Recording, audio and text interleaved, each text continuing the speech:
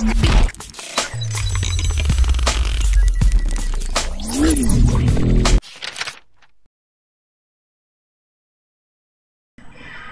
penggerak Merdeka Belajar. Om Swastiastu. Assalamualaikum warahmatullahi wabarakatuh. Salam sejahtera untuk kita semua. Shalom. Namo Buddhaya. Bertemu lagi bersama saya Imadeyatnya Tresna Putra, CGP dari SMA Negeri 6 Denpasar. Pada kali ini saya akan menjelaskan tentang koneksi antar materi pada modul 3.2, yaitu terkait pemimpin dalam pengelolaan sumber daya. Pengelolaan sumber daya tentu sangatlah penting bagi seorang pemimpin, utamanya dalam mencapai visi misi dan melaksanakan program yang sudah direncanakan sebelumnya, khususnya seorang pemimpin di sekolah. Kita ketahui sekolah adalah merupakan suatu ekosistem yang terdiri dari faktor biotik dan abiotik, di mana faktor biotik yang dimaksud adalah warga sekolah, sementara faktor abiotik adalah sarana dan prasarana berupa fisik ataupun non-fisik. Jadi kedua faktor itu tentu sangat mendukung dalam proses untuk melaksanakan program dan mencapai visi misi yang diinginkan. Dalam pengelolaan sumber daya, tentu sangat penting bagi seorang pemimpin untuk memilih suatu pendekatan atau cara berpikir. Dalam modul ini kita diperkenalkan dua buah cara berpikir, deficit based thinking dan asset based thinking. Nah, deficit based thinking ini adalah berpikir berdasarkan masalah atau berdasarkan kekurangan. Jadi pemimpin harus melakukan pengelolaan berdasarkan apa sih yang kurang, apa sih yang menjadi bermasalah, dan apa yang tidak bekerja. Jadi itu terkait dengan hal-hal negatif yang akan dilanjutkan bagaimana untuk pengelolaannya. Kemudian untuk asset based thinking berarti berpikir berdasarkan aset, jadi itu berpikir berdasarkan apa yang kita miliki atau hal-hal positif apa yang kita miliki atau kekuatan apa yang kita miliki. Jadi hal itu tentu akan menjadi lebih fokus dalam melakukan pengembangan. Tentunya sebagai seorang pemimpin yang baik pasti akan menggunakan asset based thinking. Dalam penerapannya, asset based thinking ini dapat menggunakan pendekatan ABCD, yaitu asset based community development atau pengembangan komunitas berbasis aset. Pendekatan ini lebih cenderung menanyakan apa sih yang telah berhasil dilakukan dan bagaimana mengupayakan lebih banyak hasil lagi, daripada itu menanyakan apa sih masalahnya dan bagaimana cara memperbaikinya. Jadi hal itu akan mendorong energi yang lebih besar atau energi positif ketika kita melakukan pendekatan ABCD itu, sehingga kita dapat melakukan pengembangan secara maksimal di instansi atau di sekolah tempat kita bekerja. Dalam pengelolaan sumber daya, kita perlu memetakan 7 modal atau aset utama yang dimiliki, yaitu yang pertama ada modal manusia, kemudian yang kedua modal sosial, yang ketiga adalah modal fisik, kemudian yang keempat adalah modal lingkungan atau alam, kemudian yang kelima adalah modal finansial, yang keenam adalah modal politik, dan yang terakhir yang ketujuh adalah modal agama dan budaya. Bagaimana hubungannya pengelolaan sumber daya yang tepat akan membantu proses pembelajaran murid menjadi lebih berkualitas?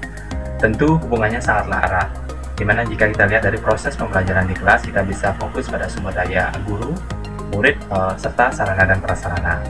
Nah, pengelolaan sumber daya yang tepat misalkan memberikan ruang pada guru untuk melakukan kreativitas dan inovasi dalam menciptakan suatu strategi pembelajaran atau metode pembelajaran yang tepat sesuai dengan sumber daya yang ada di kelas. Kemudian bagaimana ketika strategi tersebut diterapkan, maka murid otomatis akan meningkat motivasi belajarnya dan semangat belajarnya. Kemudian kelas cenderung akan menjadi lebih kondusif karena antusias antara guru dan murid itu sama-sama meningkat. Apalagi jika ditunjang dengan sarana dan prasarana yang memadai seperti koneksi internet, laptop, gadget atau HP yang sering kita pergunakan dalam pembelajaran tatap maya atau selama pandemi ini. Bagaimana materi ini juga berhubungan dengan materi lain, di mana pemimpin dalam pengelolaan sumber daya sangat berhubungan dengan materi sebelumnya. Hal itu sebenarnya bertujuan untuk kita dapat mencapai kemerdekaan belajar. Untuk mencapai kemerdekaan belajar, tentu seorang guru, yaitu merupakan pemimpin pembelajaran, harus memahami dan memaknai dengan baik filosofi Ki Hajar Dewantara yang menegaskan tentang bagaimana kita harus menuntun anak sesuai dengan kodrat yang dimilikinya.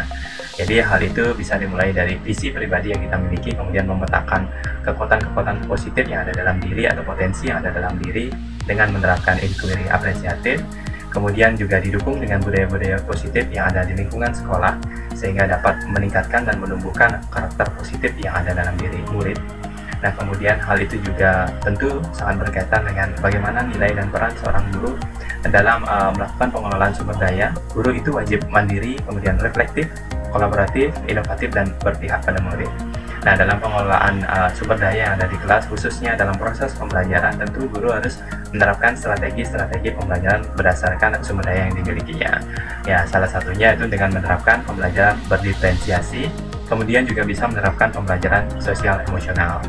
Selain itu juga guru dapat melakukan teknik coaching untuk dapat mengarahkan murid dalam menyelesaikan suatu permasalahan, sehingga kita bisa membimbing agar anak tersebut dapat menemukan sendiri solusi dari permasalahan yang dimilikinya atau yang dibahas dalam proses pembelajaran, sehingga secara tidak langsung itu akan mengakomodasi keterampilan, kreativitas, inovasi yang dimiliki anak-anak dan mengembangkan keterampilan-keterampilan tersebut dalam proses pembelajaran. Jadi terlihat keterkaitan antara materi pemimpin dalam pengelolaan sumber daya dengan materi-materi sebelumnya. Bagaimana hubungan antara sebelum dan sesudah saya mengikuti pelatihan terkait modul ini? Jadi dalam modul ini membelajarkan saya tentang bagaimana melakukan pengelolaan sumber daya. Nah, sebelum saya mempelajari modul ini, tentu sebagian besar cara berpikir saya itu cenderung mengarah pada hal-hal yang negatif. Jadi cara berpikir saya mengarah pada deficit based thinking.